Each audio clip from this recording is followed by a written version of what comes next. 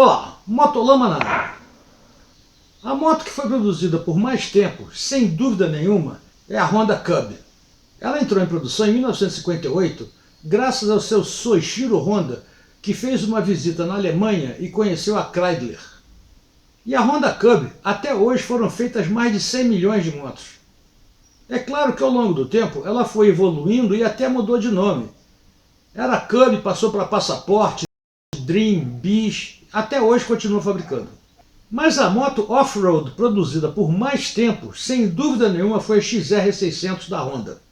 Ela começou como uma resposta da Honda à Yamaha XT500, que coincidentemente venceu o Paris-Dakar no mesmo ano que a Honda lançou a XR. Essa moto foi um ícone no off-road. Ela era conhecida como quebra-pernas ou arranha-canela. Isso por conta do contragolpe que o pedal de kick dava na sua canela. Ligar ela de chinelinho, nem pensar. O trem era bruto mesmo. Inclusive, tem vários vídeos tutoriais ensinando como ligar a XR600.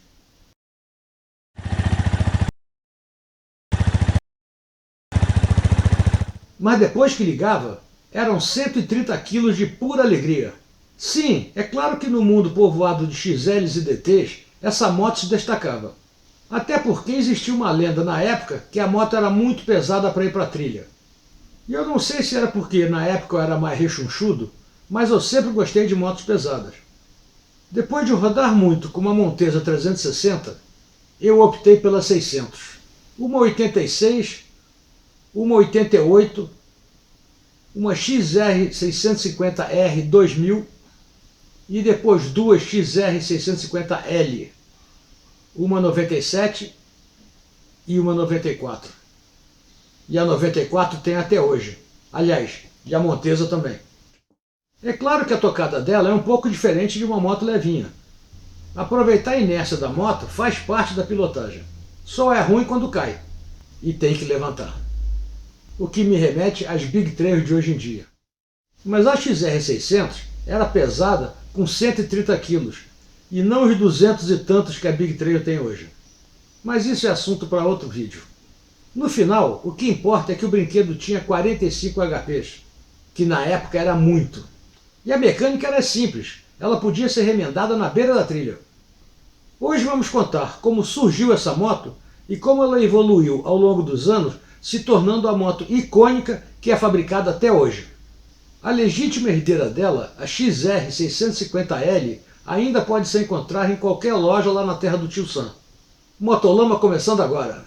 Minha moto venenosa vai passando lá na roça e as vaquinhas... Olá, sou o Arlindão, piloto de rally enduro e nas horas vagas editor do Motolama. Essa semana entrei de gaiato numa discussão sobre gostar ou não de motos antigas. Os caras estavam comparando motos antigas com motos novas. Não se trata disso. Moto antiga é saudosismo dos bons tempos.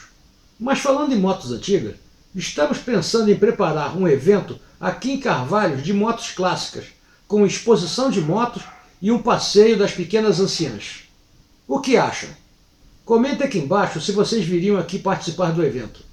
E para garantir, verifique se está inscrito, dê aquele cordial like e compartilhe com seus brothers chegados numa encrenca velha. Não estou falando da esposa, estou falando das motos antigas. Pode ser em todas as suas redes, Telegram, Orkut, Facebook, até pelo cu. Valeu!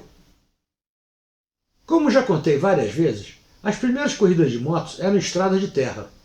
Depois vieram as pistas de tábuas e finalmente as pistas de asfalto.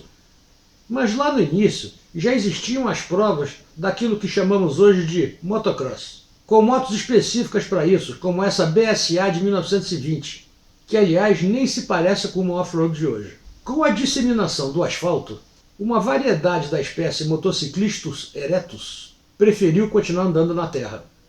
E lá pelo início da década de 60, motos como a Honda Cub eram a plataforma ideal para servir de bases para motos como a ST70. E elas foram ganhando espaço, chegando inclusive a ser um esporte praticado em família. Primeiro timidamente com motos derivadas das motos de rua, como essa CL450 da Honda, e aos poucos foram se especializando. Até que em 1969, a Yamaha lançou a primeira DT1, uma moto pensada e criada para o fora de estrada. O sucesso foi imediato, atraindo outros fabricantes para esse nicho de mercado. A Honda, que de boba não tem nada, entrou com força nesse mercado. Mas o DNA da Honda, apesar do sucesso da Elsinore 250, que era de 2 tempos, a Honda era mais ligada nos 4 tempos. E com isso lança a XL 250 Motorsport. Mas o ser humano quer acelerar, quanto mais melhor. Nessa época, o mercado era dominado pela Yamaha e a Suzuki, com velozes motos 2 tempos. E a XL 250 Motorsport não era exatamente uma usina de potência. Em 1975, a Yamaha põe na fita a XT500, que foi um sucesso imediato, inclusive vencendo o Rally de Paris-Dakar de 79 e 80. A Honda, que mais uma vez não é boba, resolve lançar um brinquedo para competir com ela. E aí surge a XR500. E isso foi em 79. A moto veio para barbarizar. Na época eu ainda nem tinha moto. Aliás, eu mal tinha saído das fraldas. Estava com outros planos na cabeça. A XR500 tinha um motor de 497 cm3 com 36 HP. O peso, segundo a Honda, era algo em torno de 123 kg, o que seria mais leve que a concorrência. O quadro não era dos mais resistentes, ou seja, levada por uma pista de motocross ia dar ruim. Mas empurrada pelos seus 36 HP, a moto era o cão. Só para contextualizar, estamos falando de 50 anos atrás. Obviamente que não dá para comparar com nada de hoje. A suspensão tinha um curso razoável, com 220 mm na frente e 200 atrás. E era bichoque na traseira. O ProLink só apareceria em 81. Mas as canelas tinham meros 37 mm. E a frente, com esse curso todo e as canelas finas, dava uma oscilação esquisita devido à torção das bengalas, dificultando manter o rumo. E honestamente, o bichoque traseiro era bem meia boca. Nesse tempo, as motos de fábrica tinham uma lógica nas suas cores. A Honda era vermelha, a Yamaha, que ainda não era azul, era branca, a Suzuki era amarela e a Kawasaki era aquele verdão dela. O resto não tinha muita lógica. Por conta disso, a XR500 era toda vermelha. Depois virou bagunça. A carenagem do farol era invertida, ou seja, com o number plate para baixo e farol para cima. Inclusive, tem um adesivo que rola por aí que provavelmente foi copiado dessa carenagem. Isso, na época, era o símbolo de uma loja de motos, que inclusive fabricava uma carenagem muito parecida com essa. Se alguém lembrar que loja era essa, escreve aqui embaixo nos comentários. Hoje essa marca virou símbolo do trail. Voltando à XR, aí vem a cereja do bolo. A roda da frente era de 23 polegadas. Do caralho. Isso foi feito pensando em dar mais estabilidade de direção. Mas além de ser difícil de fazer curva em alta velocidade, era difícil de manobrar entre linhas. E para piorar, ninguém fabricava pneu nessa medida. A Honda chegou a fazer um acordo com a Bridgestone para fabricar um pneu nessa medida com a marca Honda. Olha como é que a moto fica desproporcional.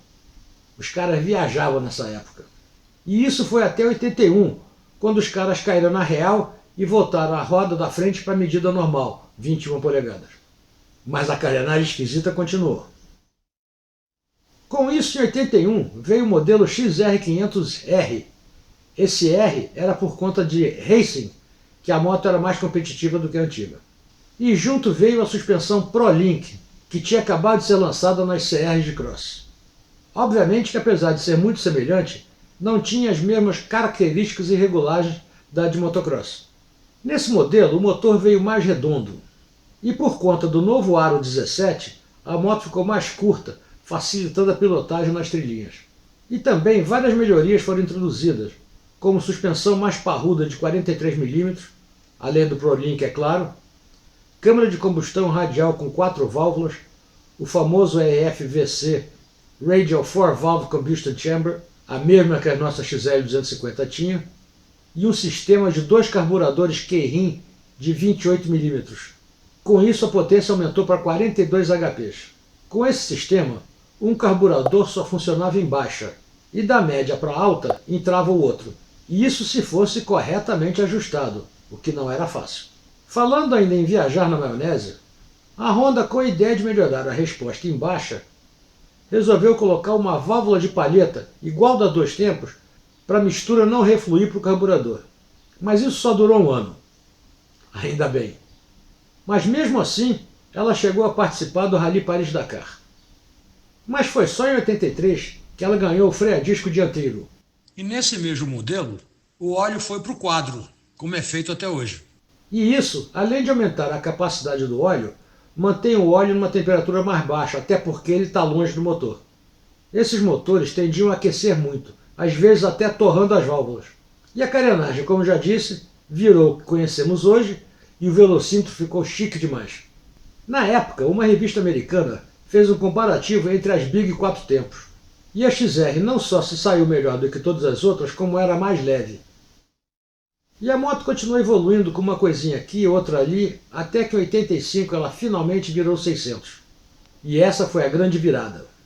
O novo motor de 591 cm3, com um novo chassi, a moto ficou mais forte e mais leve.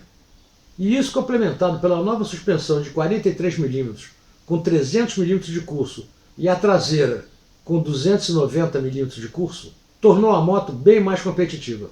E é o modelo básico que ficou famoso até hoje.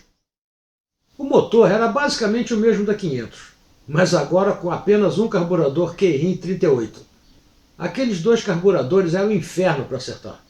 Sem falar no flameout que dava, que era desespero dos pilotos. Para quem não conhece o flameout da XR, é aquela tossida que ela dá quando faz pof. Aí, amiguinho, para ligar é um inferno. O quadro ganhou uma nova seção quadrada na parte da frente, mas manteve a mesma geometria. A balança passou a ser de alumínio para compensar o motor mais pesado. E ganhou um novo amortecedor com mais opções de regulagens. Ah, e o pedal de kick passou a ser de alumínio, mais leve. E já antecipando as modernas telas de TFT, ela ganhou um mini computador de bordo, facilitando a vida do pessoal dos enduros. As funções eram bem simples, mas o gadget era bem legal. Outra modificação foi a substituição da placa do cárter por uma estrutura tubular em alumínio. O pessoal reclamava que a antiga chapa funcionava como uma pá, coletando lama e barro, deixando a moto mais pesada ainda. Inclusive, esse modelo ganhou um tancão para participar do Rally Paris-Dakar. Era uma moto bem bonita. Para 86, só mudaram os adesivos e ganhou um belo aro de alumínio dourado. E no ano seguinte, 87, só mudou o esquema de cores. Veio toda branca, só o tanque continuou vermelho. Ela só ganhou mudanças significativas em 1988, quando todos os plásticos foram remodelados. E esta seria a última grande mudança na linha XR600 até os dias de hoje. Repara que ela tem o mesmo esquema da atual XR650L, que inclusive são perfeitas para receber as bolsas alforjes da Harley Rider. Elas distribuem muito bem o peso entre o banco e as pedaleiras, não forçando o subquadro da moto, que não foi feito para isso. É a solução perfeita para suas viagens. Visite o site da Harley Rider para conhecer as várias opções de bolsas e alforjes para você usar nas suas viagens. E melhor ainda, se usar o código MOTOLAMA5, você vai ter 5% de desconto em qualquer compra feita pelo site. Vai lá que é mole! Mas voltando à XR, ela sofreu várias alterações, tanto de motor quanto cosmética. Para começar, conseguiram emagrecer ela em 2 kg. O carburador passou a ser de 40 mm, visando melhorar a potência e também facilitar para ligar. E com isso, aquele soluço de antes, aquele pof, diminuiu. Não acabou, diminuiu. Diminuindo aquele contragolpe que ele dava te jogando fora da moto. E outra, o coletor passou a vir num belo aço inox dourado, bonitaço. O chassi foi melhorado, o aro traseiro voltou para 18, melhorando bastante a tocada da moto. Os modelos 89 e 90 basicamente só trocaram de cores. E em 91 ela finalmente chegou à sua forma final, que é basicamente o que existe até hoje. Para começar, ela ficou toda branca, e as canelas viraram de cartucho, que é um sistema bem mais moderno. Redesenharam a descarga e acabaram com um belo coletor de aço inox. Uma pena. E a balança foi encurtada para diminuir o tamanho da moto, melhorando bastante a dirigibilidade. Mas a maior evolução foi o freio a disco traseiro, que já vinha há muito tempo sendo uma demanda dos pilotos, levando em consideração que é uma moto pesada e chegava a 160 km por hora nos retões, imagina. E é nessa época que surgem os pilotos Scott Summers e Johnny Campbell andando nessas motos. O Scott Summers fez seu nome a bordo de uma XR600. O cara ganhou 9 campeonatos de enduro da AMA, American Motorcycle Association. E ele ficou conhecido como ser imbatível nas provas de enduro e de GNCC, e virou referência em XR600. E tem também o Johnny Campbell, que venceu 11 vezes a barra 1000 e 5 vezes a barra 500, tudo em Honda XR. São dois nomes que viraram garoto propaganda da Honda. De 92 em diante, foi uma constante mudança de grafismo, 93, 94, 95 e até 96. Ao meu ver, em 96, com o lançamento da XR400, a XR600 caiu um pouco no esquecimento. A XR400, pelo menos aqui no Brasil, vendeu o que quis. Eu me lembro do Enduro Independência, onde a maioria das motos eram XR400. Então, com isso, a Honda se limitou a mudar o grafismo até o ano de 2000, quando parou a produção da moto. Mas, em compensação, lançou a XR650R. A moto na época era o cão. Quadro de alumínio, refrigeração líquida e 61 HP de pura alegria. Eu tive uma XR dessas e tenho muita saudade dela. Mas parece que a XR650R não caiu no gosto dos pilotos e em 2001 a Honda parou a produção dela. Uma pena. Conclusão.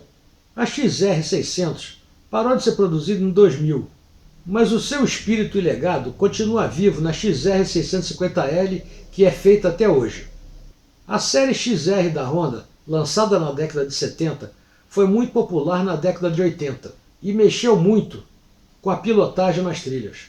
Elas se tornaram sinônimo de facilidade, durabilidade e versatilidade, tornando a escolha certa para pilotos que buscam divertimento além da trilha. E essas motos solidificaram a reputação da Honda como sendo fabricante de motos resistentes. A história da XR600 é uma narrativa de evolução e perseverança. Ao longo dos anos, essa moto se mostrou verdadeiramente excepcional, capaz de superar os desafios e se adaptar às mudanças. E isso desde a sua introdução em 1979 até o final da sua produção em 2000. E ela deixou sua marca no mundo do motociclismo. Seu preço hoje, usada, valia entre 20 e 50 mil. Não sei se é justo ou não, mas o fato é que você encontra peças dela até hoje. As motos de hoje em dia ou são projetos ultramodernos ou mastodônticas motos acima de 200 kg. Hoje lembramos da XR600 não só pelo seu porte robusto, mas pelo que ela representou para gerações de pilotos. E assim foi nossa viagem pela história dessa moto, que não só definiu uma era, mas também definiu um padrão para tudo que viria a seguir, desde trilha até os retões dos desertos. E até hoje ela tem se mostrado companheiras fiéis e dignas de respeito. Espero sinceramente que essa viagem no tempo tenha sido tão emocionante para vocês quanto foi para mim. Então é isso. Um abraço, até semana que vem. Fui!